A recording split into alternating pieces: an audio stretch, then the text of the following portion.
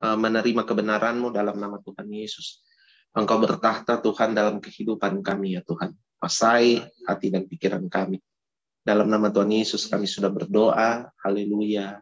Amin. Shalom saudara. Matius 22.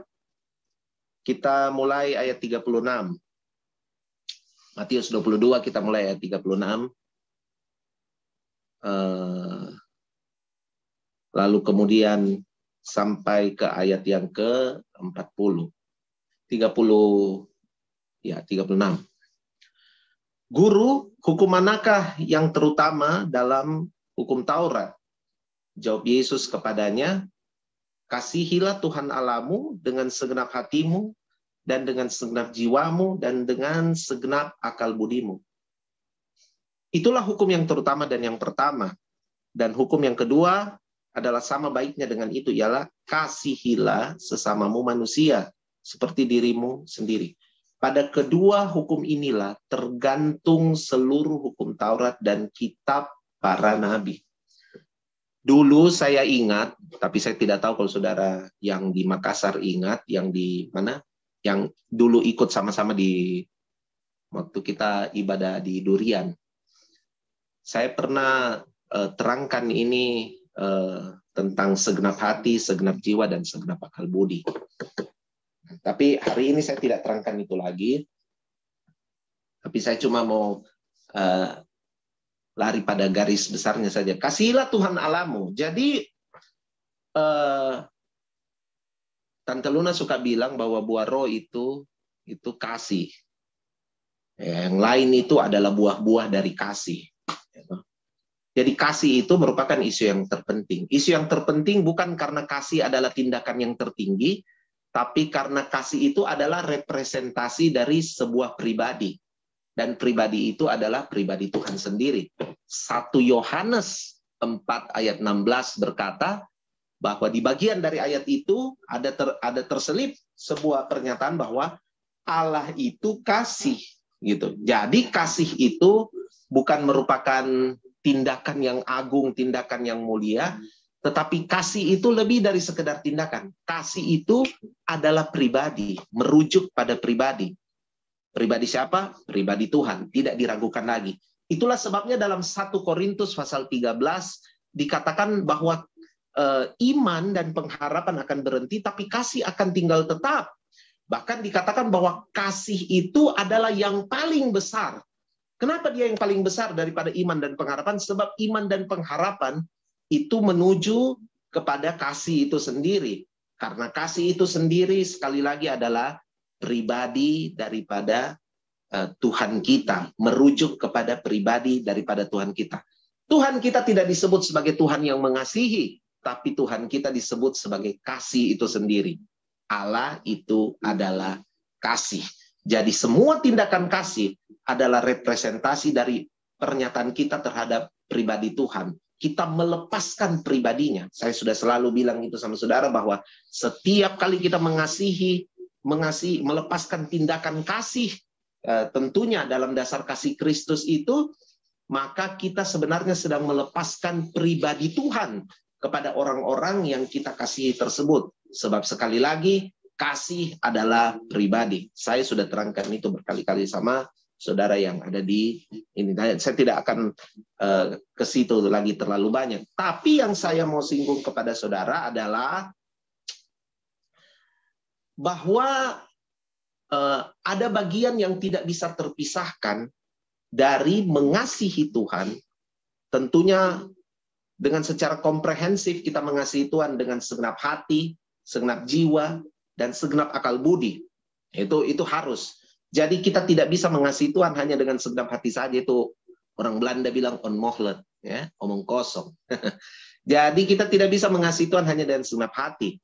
Kita pun tidak bisa mengasihi Tuhan hanya dengan segenap jiwa. Atau mengasihi Tuhan hanya dengan segenap akal budi. Ada banyak orang berpikir bahwa karena dia dalam gaya kepribadiannya dia adalah seperti ini, maka wujud kasihnya kepada Tuhan adalah dengan seperti itu. Tapi ternyata hukum yang terutama itu adalah mengasihi Tuhan secara komprehensif. Hati, jiwa, akal budi. semuanya secara bersamaan harus diajar untuk mengasihi Tuhan. Hati kita, jiwa kita, akal budi kita, semuanya secara bersama harus mengasihi Tuhan. Dikatakan itulah hukum yang terutama dan yang pertama. Nah, ini yang luar biasa karena dia terutama. Dia memang di posisi pertama, tapi dia juga adalah yang terutama. Dia yang terutama. Jadi, kalau mau melihat semua tentang apa yang Tuhan kerjakan dan lakukan, kembali lagi kepada yang terutama. Bahwa kita mengasihi Tuhan dengan segenap hati, jiwa, dan akal budi. Ingat, tidak ada dikotomi terhadap ketiga hal ini, bahwa ketiga hal ini tidak bisa berjalan sendiri-sendiri, itu harus berjalan bersama. Kalau hatimu mengasihi Tuhan, maka jiwamu pasti mengasihi Tuhan. Dan juga akal budimu pasti mengasihi Tuhan. Itu pasti seperti itu. Pada kedua, lalu kemudian dia bilang hukum yang kedua. Jadi hukum yang terutama dan yang pertama adalah mengasihi Tuhan. Hukum yang kedua adalah kasihilah sesamamu manusia seperti dirimu sendiri. Di hukum yang kedua ini langsung disodorkan kepada saya dan saudara, kepada kita semua itu, dua tujuan daripada, dua arah tembak daripada tindakan kasih. Bahwa tindakan kasih itu harus kepada sesama dan diri kita. Di saat kita mengasihi sesama, kita sebenarnya sedang mengasihi, belajar menerima, mengasihi diri kita. Tidak mungkin saya mengasihi diri saya tanpa mengasihi sesama. Kalau saya mengasihi diri saya tanpa mengasihi sesama, itu namanya egois dan kasihan-kasihan diri. Ah, itu dia. Itu orang yang tidak selesai dengan dirinya. Dia cuma tinggal dengan rasa kasihan yang palsu terhadap dirinya, tapi dia tidak belajar mengasihi sesama. Alkitab berkata bahwa kasih kita kepada diri sendiri itu harus diejawantahkan pada kasih kita kepada orang lain. Kembali lagi, bottom line-nya adalah hukum yang terutama, kasihi Tuhan dulu. Kamu tidak bisa mengasihi dirimu sendiri dan tidak bisa mengasihi sesamamu seperti kamu mengasihi dirimu sendiri kalau kamu tidak mengasihi Tuhan.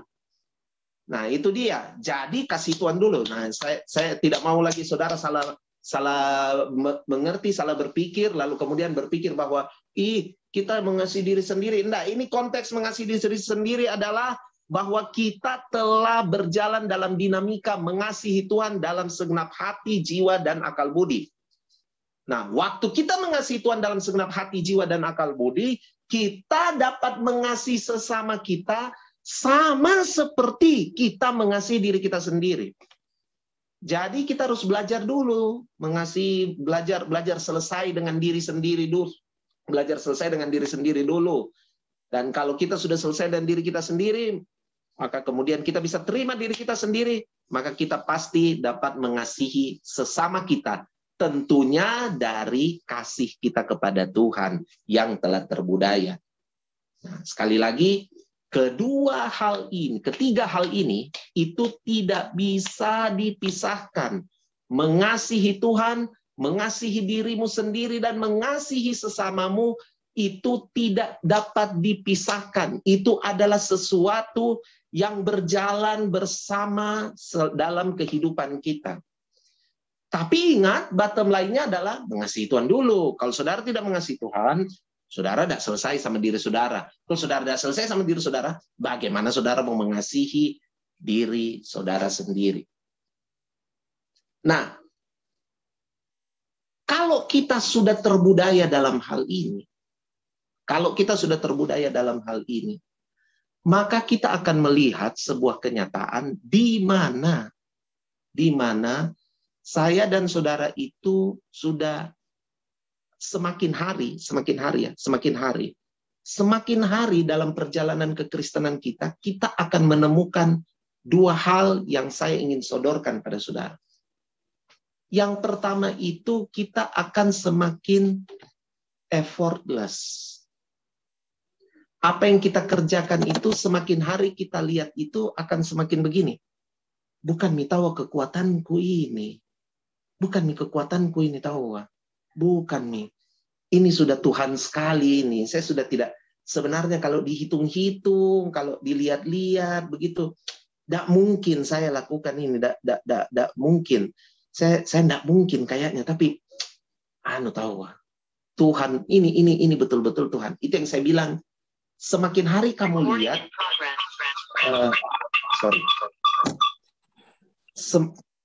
semakin hari kamu lihat bahwa semakin kamu melihat begini, bahwa memang tahu Tuhan yang kerjakan ini, tidak bisa saya gitu. Memang Tuhan yang kerjakan ini. Tidak mungkin mame saya ini, tidak mungkin mame saya. Tuhan ini yang kerjakan. Iya, semakin seperti itu, semakin semakin seperti itu kita. Karena memang begitulah adanya. Memang seperti itulah adanya, bahwa ini semakin Tuhan begitu. Coba lihat baik-baik dia punya runutan, bahwa waktu kamu mengasihi Tuhan dengan segenap hati, jiwa, dan akal budi, kamu dimampukan mengasihi, bahkan mengasihi dirimu sendiri, yang kemudian berimbas pada mengasihi sesama. Artinya di dalam saya dan saudara mengasihi diri sendiri dan mengasihi sesama itu perjalanannya ditentukan dari keputusan kita setiap hari mengasihi Tuhan. Dan dalam kita mengasihi Tuhan itu, kita akan semakin lihat bahwa apa yang kita kerjakan itu, kita akan semakin lihat begini. Memang tahu bukan saya. Saya cuma berpikir begini, bahwa orang yang selalu mencoba mengawinkan semua achievement mereka dengan realita sebenarnya, ya realita bahwa itu ada peran mereka. Sebenarnya adalah orang yang tidak belajar untuk melihat bahwa Tuhan tahu ini, Tuhan. Oke, saya lari pada kisah ini. Tahukah saudara kisah tentang 5 anak darah yang bodoh dan 5 anak darah yang pintar? 5 anak darah yang bodoh dan 5 anak darah yang pintar.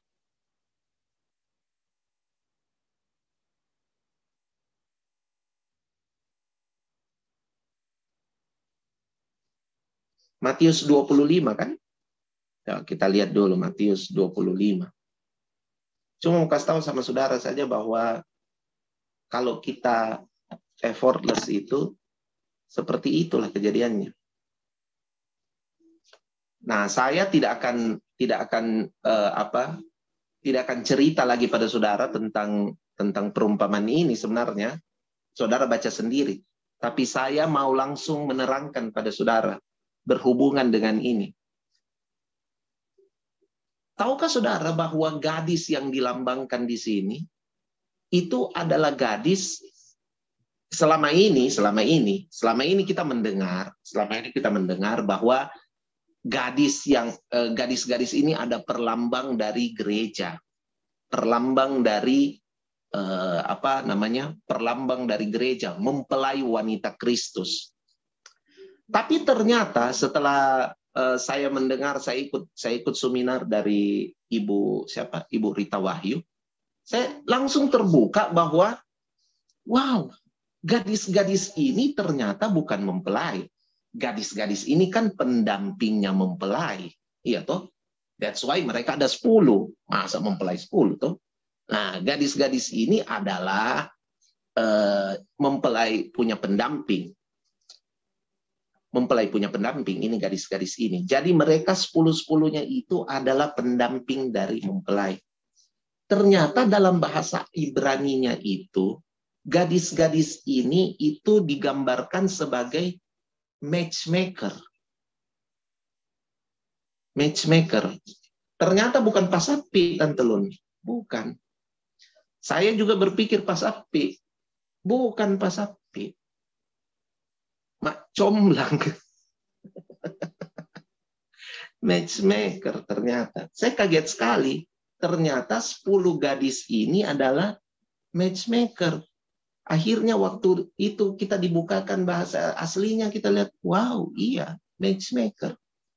Jadi sebenarnya gadis-gadis ini merujuk kepada hamba-hamba Tuhan. Hamba-hamba Tuhan sebenarnya ini. Jadi perumpamaan gadis bijaksana dan gadis bodoh ini sebenarnya merujuk pada hamba Tuhan. Oke. I believe, saya percaya bahwa saya bicara dengan hamba-hamba Tuhan. Semua orang sudah yang mengajarkan kepada saudara, pasti saudara sudah tahu kebenaran ini, bahwa kita ini bukan cuma jadi followersnya Kristus, enggak. Kita ini hamba-hambanya. Ya toh? Saya selalu melihat bahwa seorang Rina itu adalah hamba Tuhan. Saya selalu melihat bahwa Rafael Rehan Kesia itu adalah hamba Tuhan. Saya lihat Faith itu sebagai hamba Tuhan. Saya lihat istri saya sebagai hamba Tuhan. Saya lihat kalian sebagai hamba Tuhan. Saya tidak tahu bagaimana cara saudara melihat diri saudara. Saya juga bahkan kemudian saya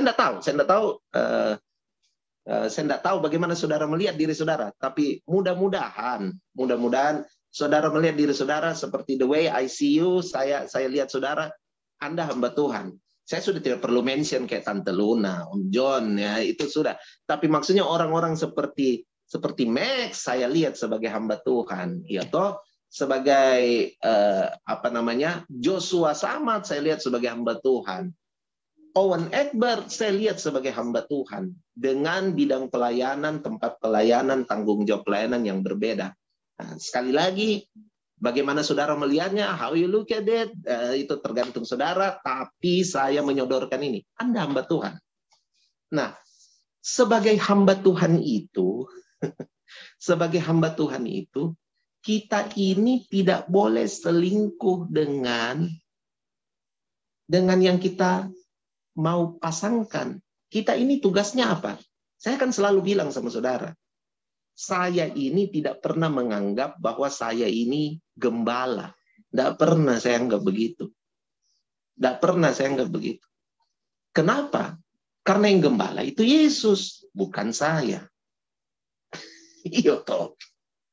Yang gembala itu Yesus, bukan saya. Karena tugas saya itu sebenarnya adalah mencomblangkan ini mempelai wanita Kristus, gerejanya dengan kepala gereja, dengan mempelai pria. Tugas kita itu sebenarnya adalah itu, kita mencomblangkan mereka.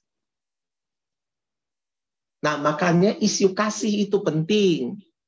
Kalau saudara sebagai hamba Tuhan, saudara harus mengasihi Tuhan.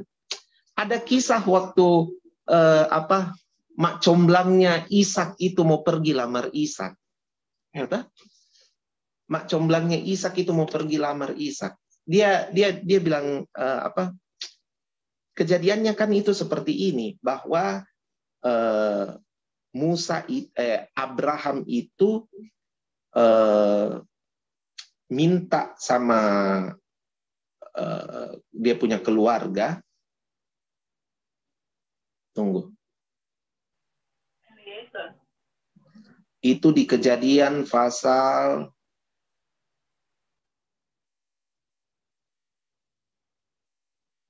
kalau ada yang dapat tolong kasih tahu.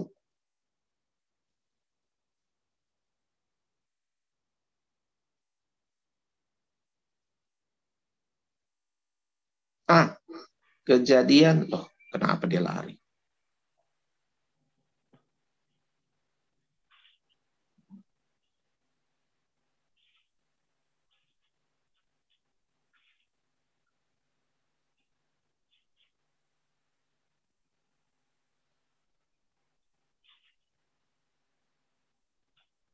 Kejadian 24 tapi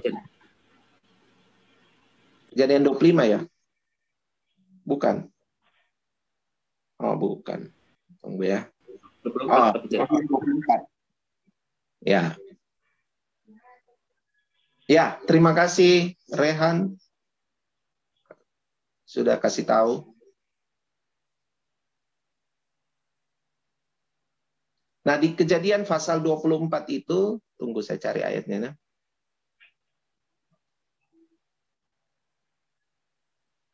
Nah, dia itu, jadi ceritanya begini. Abraham itu di Kejadian pasal 24, Abraham itu memanggil dia punya dia punya tuan dia punya hamba yang paling senior. Nah, kita baca saja. Adapun Abraham telah tua dan lanjut umurnya, serta diberkati Tuhan dalam segala hal. Berkatalah Abraham kepada hambanya yang paling tua dalam rumahnya yang menjadi kuasa atas segala kepunyaannya, katanya, baiklah, letakkan tanganmu di bawah pangkal pahaku, supaya aku mengambil sumpahmu demi Tuhan Allah yang empunya langit dan yang empunya bumi, bahwa engkau tidak akan mengambil untuk anakku seorang istri dari antara perempuan Kanaan yang diantaranya aku diam. Tetapi engkau harus pergi ke negeriku dan kepada sanak saudaraku dan mengambil seorang istri bagi Ishak anakku. Lalu berkatalah hambanya itu kepadanya, mungkin perempuan itu tidak suka mengikuti aku ke negeri ini. Haruskah aku membawa anakmu kembali ke negeri dari mana tuanku keluar? Tetapi Abraham berkata kepadanya, awas, jangan sampai kau bawa anakku itu kembali ke sana. Tuhan Allah yang mempunyai langit yang telah memanggil aku dari rumah ayahku serta dari negeri sanak saudaraku, dan yang telah berfirman kepadaku serta bersumpah kepadaku demikian, kepada keturunanmu lah akan diberikan negeri ini. Dialah juga yang akan mengutus malaikatnya berjalan di depanmu, sehingga engkau dapat mengambil seorang istri dari sana untuk anakku. Tetapi jika perempuan itu tidak mau mengikuti aku, maka lepaskanlah engkau dari sumpahmu kepadaku ini. Hanya saja janganlah anakku kau bawa kembali ke sana. Lalu hamba itu meletakkan tangannya di bawah pangkal paha Abraham tuannya dan bersumpah kepadanya tentang hal itu. Nah, yang saya mau katakan kepada saudara, lihat ini sebagai matchmaker. Lihat ini kita sebagai matchmaker. Kita ini disumpah oleh Tuhan. Yang pertama, kita tidak boleh membawa gereja kembali kepada yang lama. Ingat baik-baik. Abraham larang Ishak ditaruh kembali ke tempat yang lama. Tidak boleh. Tidak boleh diseret-seret lagi. Tidak boleh melihat orang pada masa lalunya lagi. Orang yang menjadi matchmaker, ingat baik-baik. Sudah tugas saudara untuk tidak lagi menembak-nembak masa lalu. Masa lalu tidak boleh. Tidak ada noda lagi. Selesai. Tugas Anda sebagai hamba Tuhan adalah bahwa Anda harus membawa orang untuk apa tadi? Hukum yang pertama, mengasihi Tuhan.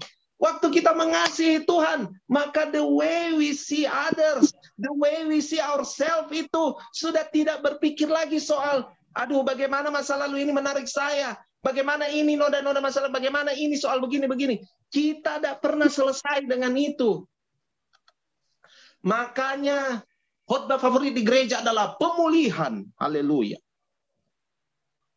Mereka berpikir kalau bicara pemulihan itu menyentuh orang-orang nangis-nangis. Bukan, kita kasih tahu mereka bahwa setelah kamu dipulihkan, it is done. Sudah selesai.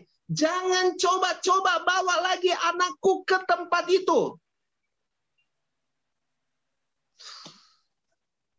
Jangan. Itu yang saya bilang effortless. Semakin hari kita semakin lihat toh bahwa begini. Kalau saya bicara masa lalu itu tidak selalu yang jelek. Masa lalu juga bisa berarti momen-momen kegemilangan kita, momen-momen baik kita, momen-momen keagungan kita, momen-momen ketenaran kita. Selesai nih. Selesai. Matamu itu ke depan cuma begini. Memandang Tuhan. Mengasihi dia dengan segenap hati, jiwa, dan akal budi. That's it. Jadi ketika kamu mengasihi Tuhan dengan segenap hati, jiwa, dan akal budi, yang kamu lakukan to others adalah membawa mereka ke arah yang sama tanpa mengulik-ngulik lagi yang sudah lewat. Sudah. Lewat. Selesai. Ayo kita jalan. Tidak boleh. Itu disumpah loh. Disumpah itu. Itu sumpahnya kita. Tidak boleh bawa lagi orang yang kita layani pada hal tersebut. Mengunjungi hal-hal yang telah lalu. Sudah selesai. Selesai.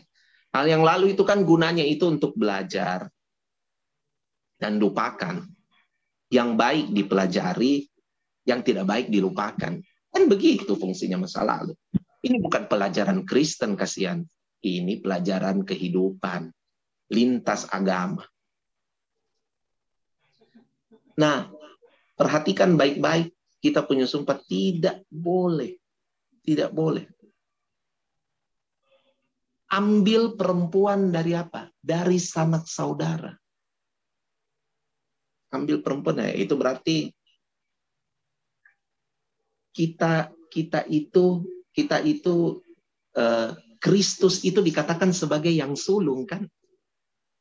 Kristus itu sebelum mati disebut anak tunggal Bapa.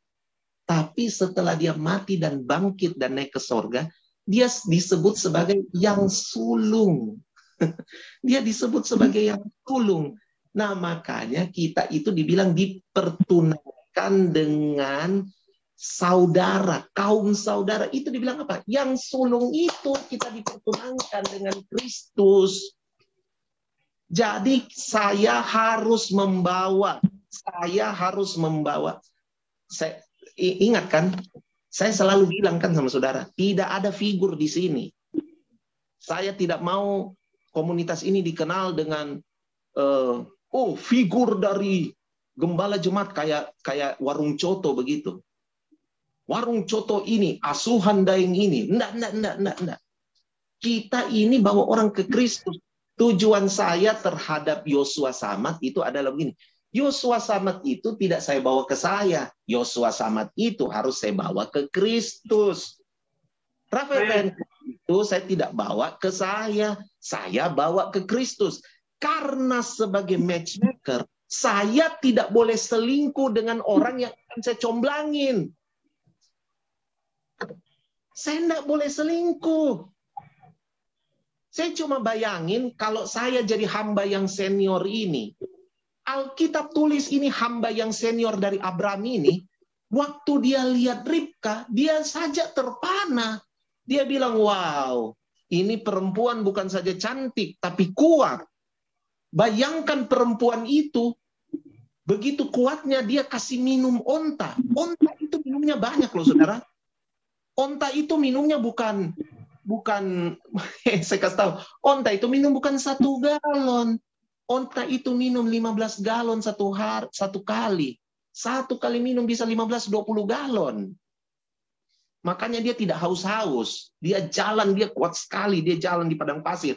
Dia sudah tidak haus-haus. Karena apa? Satu kali minum itu dia 15-20, mungkin 30 galon dia satu kali minum. Dan bayangkan itu Ribka kasih minum itu onta-ontanya ini. Hambanya Abraham ini. Berarti dia tarik air, bawa air. Itu berapa kali? Coba bayangin. Untuk 30 galon berapa kali dia timba-timba air.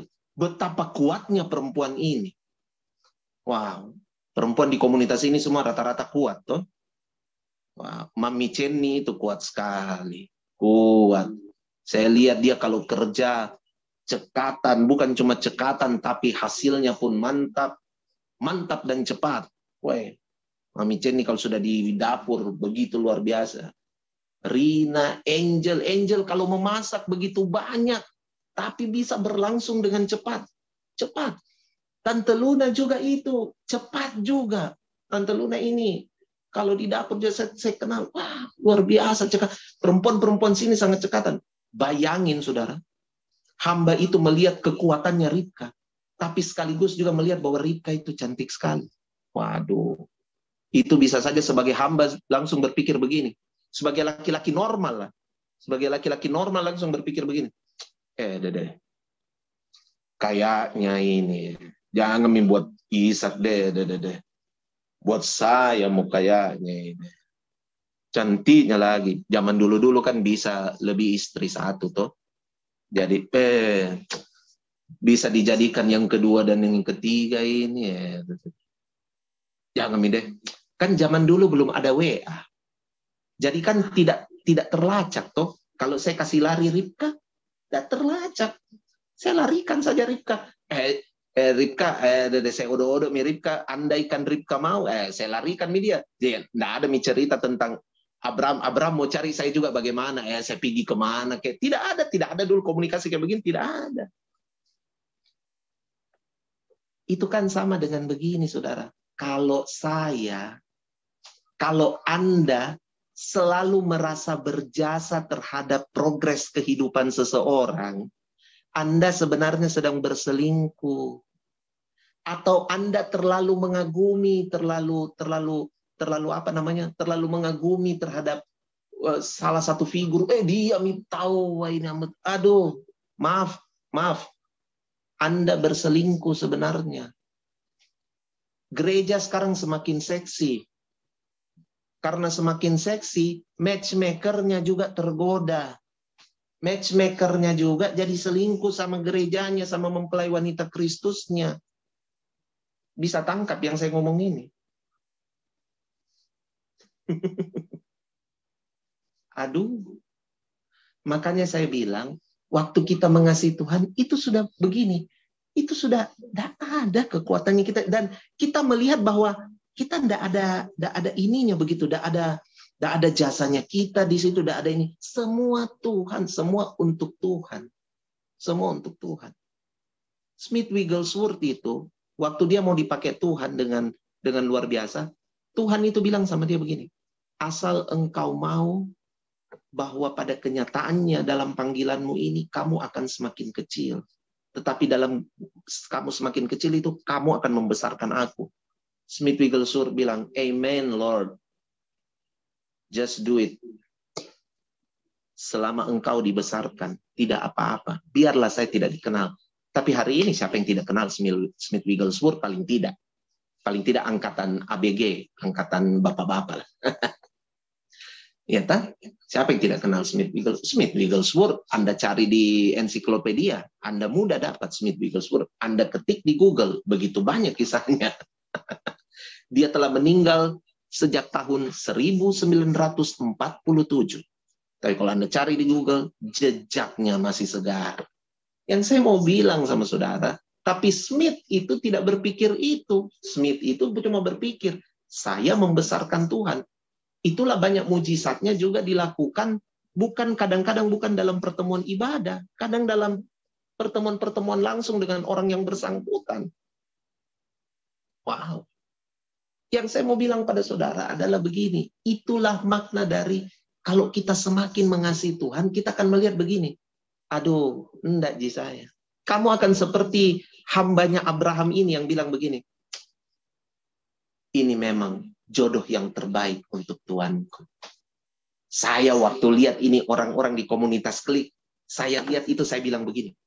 Inilah jodoh yang terbaik untuk Yesusku. Wow. Biarlah saya semakin tidak dilihat. Tidak apa-apa. Besok-besok mungkin ada yang lupa bilang, dulu tahu pernah diajar sama saya mungkin dengar kalian, tapi saya lihat dia enggak ingat dulu saya pernah ajar itu sama dia. Tidak apa-apa. Tidak apa-apa. Saya mulai belajar itu sejak 2017 saya belajar memang untuk tidak mengikut sertakan diriku pada pencapaian-pencapaian atau hal-hal tertentu yang saya juga sebenarnya ada, tapi saya belajar gitu. Saya belajar, sakit memang, sakit. Tapi saya cuma berpikir begini, saya tidak mau selingkuh. Saya cuma mau membawa orang pada Kristus, itu saja.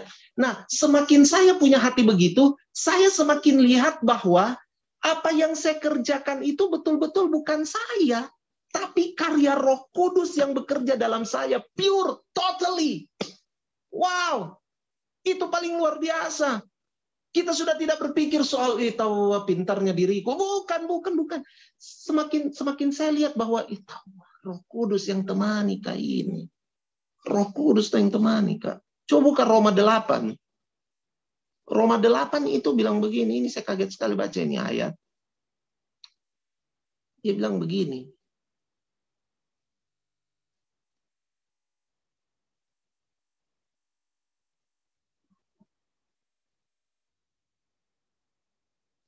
Ayat yang ke 26. Roma 8, saya share screen nah. Roma 8 ayat yang ke 26. Nah, ini dia. Demikian juga Roh membantu kita dalam kelemahan kita. Sebab kita tidak tahu bagaimana sebenarnya harus berdoa. Tetapi Roh sendiri berdoa untuk kita kepada Allah dengan keluhan-keluhan yang tidak terucapkan. Nah, kalau saudara baca ayat ini, maka saudara akan menemukan realita bahwa sesungguhnya kita ini lemah. Iya kan? Kita lemah, satu. Yang kedua, sesungguhnya kita ini sebenarnya bahkan untuk berdoa, untuk yang harus berdoa itu kita tidak punya kemampuan. Tetapi Roh itu sendiri yang berdoa untuk kita. Bayangkan, Roh Tuhan itu sendiri yang di dalam kita ini, Roh Tuhan itu sendiri yang di dalam kita ini, dia itu berdoa untuk kita loh. Kepada Allah dengan keluhan-keluhan yang tidak terucapkan. Lihat, itu effortless.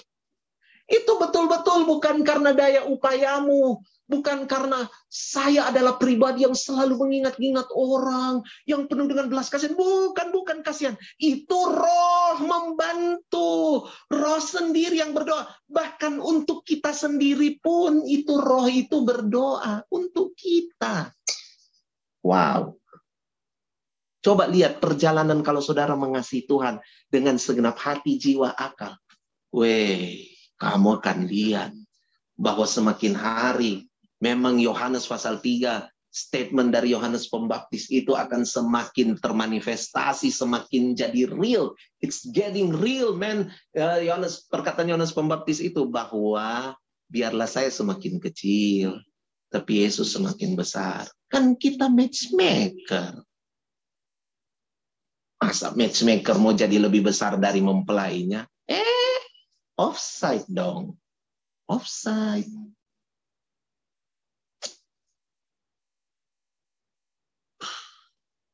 Itu yang pertama. Yang terakhir, yang kedua. Kalau kamu semakin mengasihi Tuhan, dengan segenap akal, jiwa, hati, lalu kemudian termanifestasi dalam mengasihi dirimu sendiri dan mengasihi sesama, maka ini yang terjadi. Kamu akan lihat bahwa selain effortless, kamu akan lihat bahwa apa yang kamu execute itu, apa yang kamu kerjakan itu selalu tepat dan benar. Saya cuma selalu ingat kata pengetahuan dalam bahasa Yunani itu kata pengetahuan dalam bahasa Yunani itu Dia punya arti itu adalah pengetahuan yang tepat dan benar. Itu arti kata pengetahuan dalam bahasa Yunani. Dalam bahasa Yunani itu dibilang kata pengetahuan itu punya arti adalah pengetahuan yang bukan saja tepat, tapi pengetahuan yang tepat dan benar. Pengetahuan yang tepat dan benar. Itu kata pengetahuan dalam bahasa Yunani. Tapi ternyata waktu kita mengasihi Tuhan dan mengasihi sesama, waktu kita mengasihi Tuhan itu, cara kita mengasihi sesama kita dan mengasihi diri kita sendiri itu, manifestasinya itu, eksekusinya itu tepat dan benar. Jadi kita ini sudah jadi orang Kristen yang bukan saja dengan misi menjawab kebutuhan. Ini kita punya salah. Kita ini selalu berpikir soal menjawab kebutuhan. Bos, kita bukan orang yang akan menjawab kebutuhan orang lain. Bukan. Kita adalah orang yang mempersembahkan diri. Coba. Roma 12. Roma 12 ayat 1 kan itu lucu. Nah, Roma 12 ayat 1 itu bilang gini. Karena itu, persembahkanlah hidupmu. Ini lucu ini ayat ini sebenarnya. Persembahkanlah hidupmu sebagai persembahan yang hidup, kudus, dan berkenan. Nah, let me remind you bahwa untuk menjadi persembahan itu kita harus mati. Dan hidup itu persembahan, bos. Mati. Tidak ada domba ditaruh di mezbah korban bakar, ditaruh di atas mezbah hidup-hidup. Dia mesti mati. Tapi Roma 12, Paulus bilang, persembahannya kita itu adalah persembahan yang hidup. Artinya hidup yang apa ini? Hidup yang mati dari diri sendiri dan hidup bagi Tuhan. Wow. Persembahan yang hidup. Hidup. Di mezbah. Hidup tapi mati. Mati dari apa? Mati dari diri sendiri, selesai. Hidup bagi Kristus. Makanya bisa menjadi kudus dan berkenan. Iya kan? Lihat itu stepnya. Hidup, kudus, dan berkenan. Makanya bisa kudus dan berkenan. Karena hidupnya itu untuk Kristus. Hidup untuk Kristus. Wow. Jadi kita akan melihat begini, bahwa kita ini dalam eksekusinya itu akan selalu tepat. Kita tidak tergoda untuk, saya bayangkan ya kalau Tuhan Yesus ini, Tuhan Yesus datang ke dunia, waktu Tuhan Yesus datang ke dunia, terus Tuhan Yesus itu mikirnya menjawab kebutuhan banyak orang. Tuhan Yesus itu akan pikir begini, aduh, kenapa kita cuma di Israel saja berputar-putar ya? Kita harus pergi ke mana gitu. Kita pergi ke, Tuhan Yesus itu pergi ke luar negeri cuma sampai di Suria. Sampai di Syria waktu itu, namanya Syria. Itu yang paling jauh Tuhan Yesus pergi. Tuhan Yesus, ya waktu kecil dia ke Mesir. Ya. Tapi dalam pelayanannya paling jauh dia ke Syria. Tapi setelah itu dia berputar-putar di Israel. Bayangkan ya, kalau seperti orang sekarang berpikir, wih, kita harus, kalau saya jadi Yesus ini, saya bilang gini, aduh, kita tidak boleh berputar sini. Setelah saya bangkit dari antara orang mati, saya tidak mau naik dulu ke sorga. Saya pergi dulu ke Eropa. Saya pergi, wah, pokoknya Eropa harus disiapkan bagi kerajaanku. Habis itu saya pergi ke benua Asia, saya kunjungi itu Pati Gajah Mada di Majapahit, kerajaan Sriwijaya, saya nyatakan diriku di sana tuh, mana kok, ini saya Nake Mesaya gitu. Belum sampai di sana, saya pergi di Afrika, saya nyatakan diriku, saya bilang, saya buru-buru, pokoknya saya lakukan semua dengan buru-buru, mirip kayak kita, suka buru-buru. Kita kan suka buru-buru. Kita pikir, aduh, dalam rangka menjawab kebutuhan, dalam rangka kita melakukan kehendak Tuhan. Ayo, kita begini, kita begitu. Kelihatannya kayak berkobar-kobar, tapi tidak tepat dan benar. Saya dulu begitu, saya tidak usah bilang orang lain, saya dulu begitu. Jadi begini, saudara, Tuhan Yesus itu kasihan. Ini saya kasih contoh satu mau saja, yang kita lagi bahas-bahas di Ayo Menulis. Tuhan Yesus itu pergi ke kolam Siloam, yang disembuhkan berapa orang di situ. Dia pergi ke kolam Siloam untuk berapa orang? Apakah semua orang di kolam itu tiba-tiba menerima kesembuhan? Nah. Yang disembuhkan cuma satu. Dia datang for satu orang. Ini lagi. Tuhan Yesus itu bela-belain menyeberang ke Gerasa. Minta ampun. Perjalanannya Tuhan Yesus ke Gerasa itu adalah perjalanan yang sangat membahayakan. Karena pakai ada angin ribut. Nyaris tenggelam.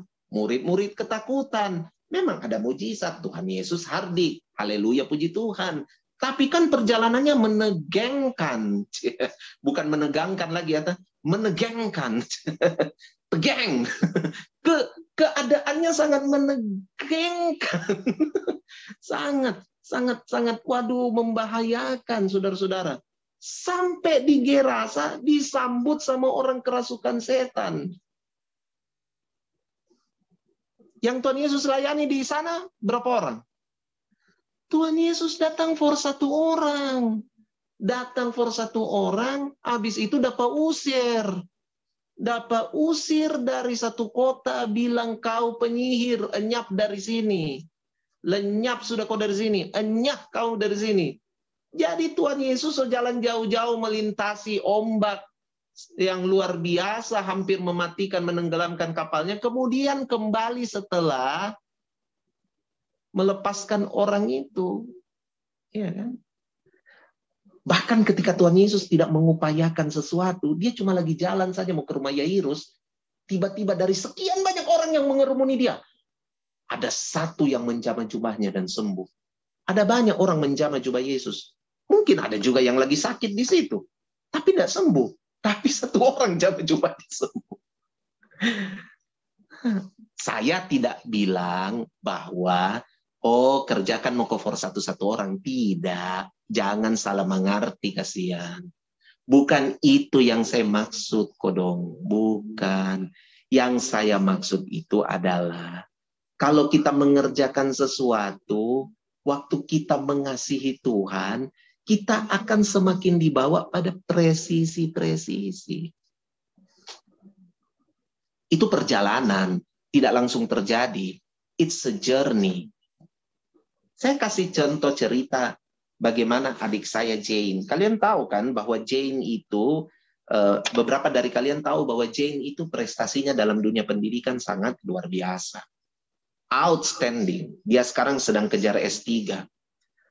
Tapi tahu enggak, sejak dia SMA itu, dia itu bukan orang yang begini. Aduh, saya harus belajar. Saya tidak usah pergi gereja, saya tidak usah pelayanan. Enggak, dia pelayanan aja. Sampai sekarang dia begitu. Dia pelayanan saja, dia tetap ibadah saja, dia tidak begitu. Karena dia selalu berdoa seperti ini. Dia selalu berdoa, Tuhan, tolong kasih tahu saya yang mana yang saya harus pelajari. Dan luar biasanya, Roh Kudus kasih tahu dia yang mana yang harus dia pelajari. Jadi teman-temannya itu suka heran. Teman-temannya pikir begini, pasti kok tidak pelayanan itu di gereja tuh karena kok belajar ini ya. Dari kita setengah mati belajar, tidak ada yang keluar. Sedikitnya yang keluar.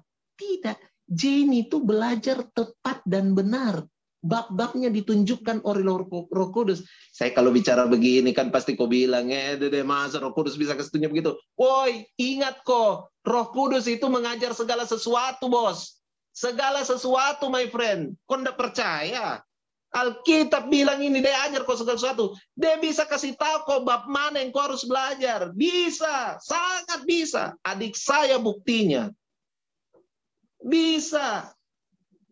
Adik saya itu dikasih tahu, Roh Kudus kasih tahu, ini bab ini kau belajar, bab ini. Kita kan sekarang tidak suka percaya yang begitu. Kita pikir Roh Kudus itu urusannya dengan kira rarabaso. Bukan itu urusannya, bos. Alkitab bilang Roh Kudus bisa ajar kau segala sesuatu. Bisa. Bisa. Samuel Saputra tidak tamat SD, tiba-tiba dia bisa bahasa Inggris permanen. Itu bukan bahasa Inggrisnya itu tiba-tiba cuma pada saat itu saja lalu kemudian berhenti dan tidak bahasa Inggris lagi. Bukan, permanen sampai hari ini Samuel Saputra berbahasa Inggris. Dia kursus, tidak.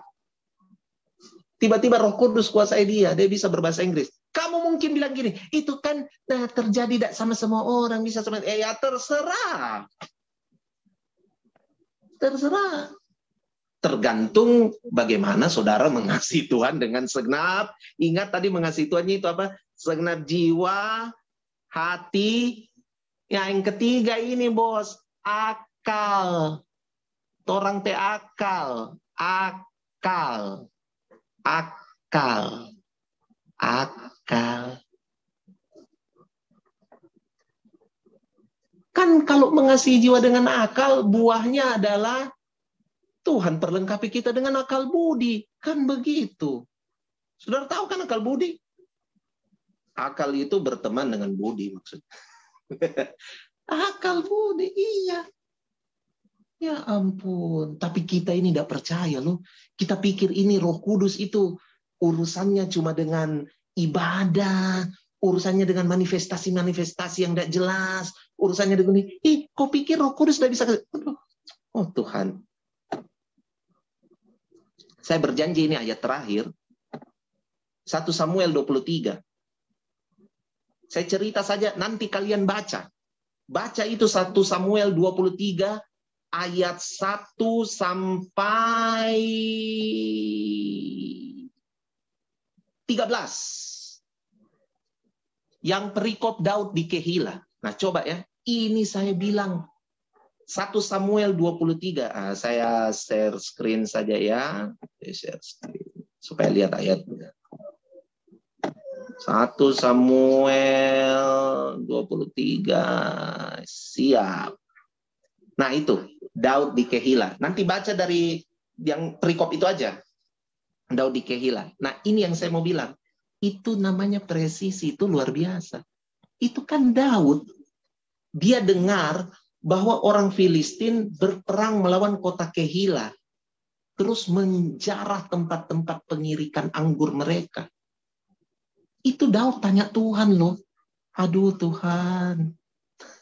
Ini Daud yang pernah potong kepalanya Goliat loh. Ini Daud yang dinyanyikan oleh para gadis-gadis Yahudi. Bahwa dia mengalahkan berlaksa-laksa. Wih. Tapi ini Daud tidak makan puji, kasihan. Kalau tuh orang kan makan puji, apalagi saya. Kalau kita yang sudah punya memori-memori kemenangan kan kita pikir, oh beres, bisa. Tapi Daud tidak begitu. Daud ini kodong, dia bilang begini. Dia tanya Tuhan, apakah aku akan pergi mengalahkan orang Filistin itu? Tuhan jawab, pergilah, kalahkanlah orang Filistin itu, dan selamatkanlah Kehila. Tapi orang-orang di sekitarnya Daud bilang begini, Jamoko bodoh, kita saja di Yehuda begini sudah dalam ketakutan, kau mau pergi lagi di Kehila, melawan orang Filistin. Jangan Moko. Kan kalau orang-orang yang bilang kan Tuhan itu udah kelihatan, bos. Yang bilang-bilang ini kan kelihatan. Yang bilang-bilang ini kan pasti lebih realita kelihatannya. Jadi kita kayak, pasti kan kita pikir, Dede iyo di sini saja sudah berbahaya, semua pergi lagi cari-cari hal di Kehila. Yang mau juga deh, bukan juga raja, bukan juga urusanku. Saya tidak tergabung di dalam pasukan tentara Israel juga. Saya ini dicap pemberontak juga. Ngapain juga saya pitale-tale kang pergi mau cari hal di sana ya, mau lah. Saya selamatkan orang-orangku. Tapi Daud tidak begitu. Tapi kalau kita begitu, saya tenang, saya tidak tunjuk-tunjuk saudara, saya. Mungkin kita, ya karena kita sudah, iya tawadi, orang tawa bilang. Tapi dia tanya lagi sama Tuhan, ayat 4. Bertanya pula lah Daud kepada Tuhan. Tuhan jawab lagi dia. Bersiap moko saja, pergi ke Kehila. Sebab aku akan menyerahkan orang Filistin itu ke dalam tanganmu. Begitu dia dengar Tuhan bicara begitu, Daud langsung farek dengan pendapat-pendapat yang kelihatan. Daud bilang, laku farek dan koe, beta serang. Serang. Karena dia dengar Tuhan. Kalau kita kan tidak. Kalau kita kan, aduh iya ya, orang sudah bilang. Kita langsung berpikir begini, tidak mungkinlah Tuhan ditanya-tanya kalau soal begini. Tidak mungkinlah. Kita juga harus pakai hikmat toh. Kita kan diberikan pengetahuan ini supaya kita berpikir. Jangan terus-terus tanya Tuhan, tanya Tuhan, tanya Tuhan. Lebih baik biar kelihatan bodoh tapi nanya Tuhan. Daripada tidak pernah terbiasa tanya Tuhan dan bertindak dengan dirimu sendiri, dengan kepandaianmu sendiri. Sampai kemudian frustrasi. Begitu frustrasi, salahkan Tuhan. Bilang, Tuhan sih tidak halangi saya. Tanya. Ada apakah dengan bertanya? Kelihatan bodoh. Tidak apa-apa. Di hadapan Tuhan kok. Kamu gengsi-gengsi. Tuhan tidak bisa dibegitukan. Itu kan menurutmu. Daud menang. Seperti kata Tuhan, Daud menang. Daud menang. Tapi kemudian timbul cerita lain. Cerita lain itu bilang begini. Tiba-tiba Saul tahu kalau Daud itu ada di Kehila. Langsung Saul bersorak-sorai. Alasan Saul bersorak-sorai itu karena realitanya adalah Kehila itu adalah kota yang berpintu dan berpalang. Jadi menurut analisa Saul sebagai orang yang sudah pengalaman perang, Saul bilang, pasti Daud tidak selamat ini. Tidak selamat pasti Daud ini. Saya bisa tangkap dia. Karena dia pasti tak kurung di situ. Itu analisanya Saul menurut pengetahuan dan pengalamannya dia. Intelijennya juga kasih tahu. Jadi Saul berpikir, menurut pikirannya ini, kita kan, ya sekali lagi kita, wah iyo cocok nih. Mantap. Tidak bisa dia lolos. Tapi ini saya suka Daud. Dia tanya lagi sama Tuhan. Dia bilang lagi sama Tuhan, saya sudah dengar ini Tuhan, kalau Saul ini mau datangi saya di sini, dia akan bunuh saya. Dan dia musnahkan ini kota karena saya. Nah, Daud tanya yang begini. Apakah ini orang-orang di Kehila akan serahkan saya Tuhan? Demi kotanya mereka. Apakah mereka akan serahkan saya kepada Saul? Tuhan bilang, Saul akan datang. Dan mereka, orang-orang Kehila, akan menyerahkan kau kepada Saul. Kalau kita tidak berpikir tepat dan benar, kita pasti mau nanya Tuhan tuh. Kita punya analisa begini. Kehila kan ini berhutang budi sama saya. Kehila ini berhutang budi sama saya. Saya sudah selamatkan mereka dari Filistin. Saya menimbulkan kekalahan yang besar bagi orang Filistin buat mereka. Mereka pasti akan selamatkan saya. Tidak mungkin mame itu. Saya berjasa sekali di sini.